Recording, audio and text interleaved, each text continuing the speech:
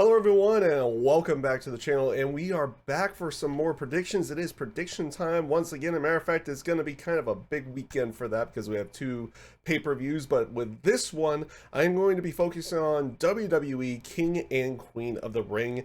It is again a rather small card with this one. Again, only 5 matches have been announced before the show, and unless they add something on SmackDown, which I don't think they have anything that would be kind of added with SmackDown there, I think it's going to be sticking to a 5-match card for this one. So we'll get rocking right into it. We have the Intercontinental title match. It is going to be Sami Zayn going up against Chad Gable, going up against Bronson Reed, and this is a very interesting triple threat match because all three of them have been kind of intertwining with one another over the last number of weeks. Obviously, we've been having the aspect of the Chad Gable heel turning on Sami Zayn after their one-on-one match on Raw from Montreal.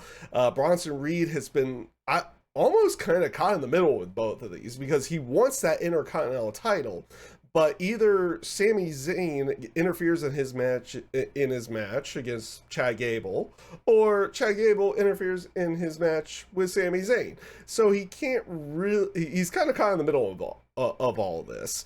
Honestly, I do feel like this is going to be an area where they could potentially change the Intercontinental title, though I don't know how much that's going to be mainly the storyline beat here, because with this whole aspect of a heel turn from Chad Gable, you're not getting so much of that from the rest of the Alpha Academy, with Maxine, Akira Tozawa, and Otis. And now he has made mention that Otis is going to be there on this. I feel like Chad Gable's story is going to be mainly around there, and is what's going to continue on with potentially maybe breakup of the Alpha Academy, whatever they end up doing with that, with everything. But in my own personal opinion on this one, I don't see them changing the Intercontinental Championship on this one. So I'm going to go with Sami Zayn. And up next is the Women's World Championship match. It is going to be Becky Lynch going up against Liv Morgan. And this is an interesting... I feel like this is probably the most interesting match in terms of where things are on the card and what they're going to end out doing in this particular match. Obviously, Becky Lynch picked up the Women's World title during the Battle Royal on Raw after Rhea Ripley was out with injury. There was a lot of people, I think, that were thinking that they would just put it on Liv Morgan there, though I feel like they were saving her getting that title when it was a good one-on-one opportunity. Now, I guess the question is, have they done enough to make this match feel big enough for Liv Morgan to win that title? Personally, it's hard to really say on that one.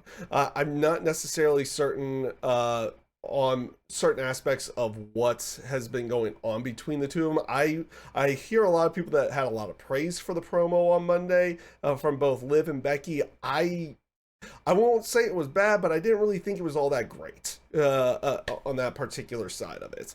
But that's me on a personal level. Both of them are very good in the ring, and Liv has obviously shown improvement over the years. Becky Lynch is, Becky Lynch. She's fantastic on there. So I do think it falls under the aspect of whether or not they've done enough to really weren't putting that title on Liv Morgan at this time. And I guess you could also play into the whole aspect of whether or not Becky Lynch has signed a new contract or not as well, because nothing's been made official on that side. In terms of a prediction here, I do think that they've done enough to put this title on Liv Morgan. So I am going to pick Liv Morgan on this one, though this match really could go either way. And we'll see how it ends up going. But my prediction is going to be Liv Morgan. And up next, we have our Queen of the Ring finals. And now it is going to be Lyra Valkyria going up against either Nia Jax or Bianca Belair. So that final is going to happen, or that match is going to happen on SmackDown. So we'll find out who she'll be facing basically after I've released this video. It'll be the same way for the King of the Ring final as well. But in the terms of the Queen of the Ring final, I'm actually thinking that Nia Jax is going to be the one that goes over against Bianca Belair and then go on to the final. And I'm actually going to be picking Nia Jax to win this particular match. I feel like she would do really well with the Queen of the Ring, and I do feel like it's an actual setup having her win that tournament to have her go up against Bayley down the line on this one, because we all did see initially when Nia Jax came back, her, even though she interfered in a match with Tiffany Stratton and Naomi, which set up the triple threat at Backlash, the first person she did attack was Bayley. So you kind of expect them to have some kind of feud down the line here. I do feel like it's going to be for the championship as well, and so I feel like this is going to be a good way to get Nia Jax to be set up a little bit more for that feud with Bayley down the line.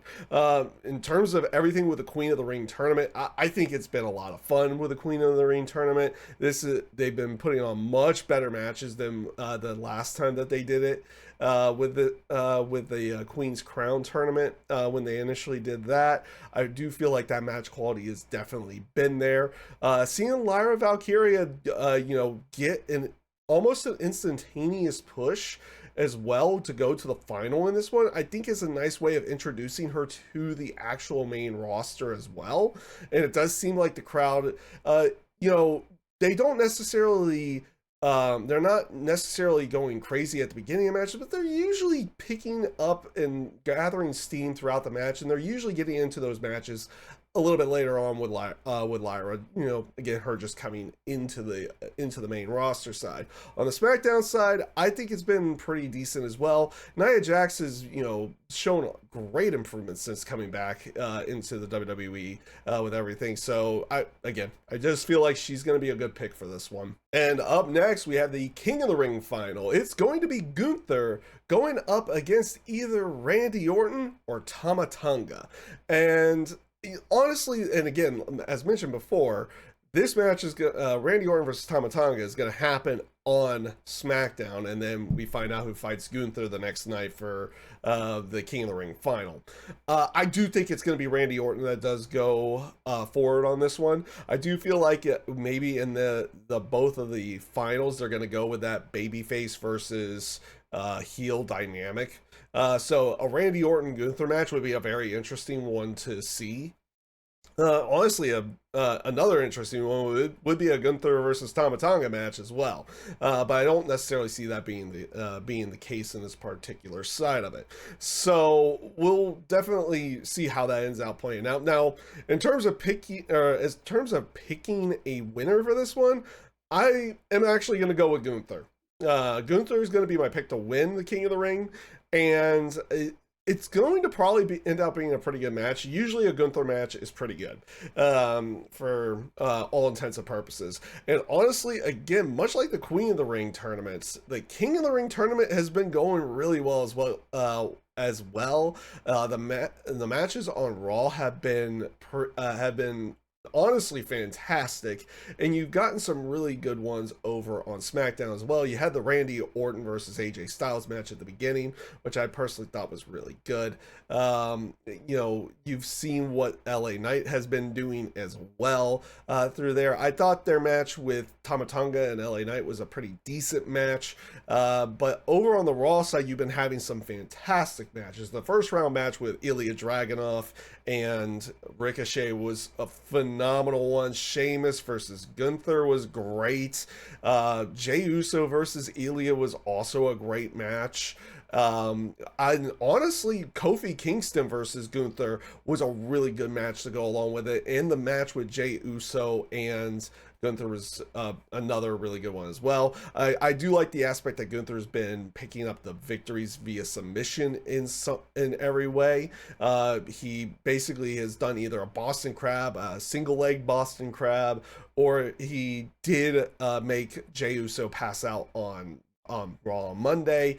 Randy Orton, of course, potentially hitting RKOs from any which direction to go home with it. So we'll see how this one plays out. I again do think it's going to be Gunther versus Randy Orton, and Gunther just seems to be the obvious choice for this one. And up next is going to be for the WWE Undisputed Championship. It is going to be Cody Rhodes versus Logan Paul. And is there really much to really talk about on this one? And by that, I mean, is it super obvious? I feel like it's super obvious. It's Cody Rhodes that is going to pick up the victory with this. Will the match be pretty good? Yeah. But honestly, there's not really too much to it. I did like the aspect that, you know, they made it seem like it was going to be for both championships at one point. Logan did the normal heel thing. It was like, oh, but wait a minute.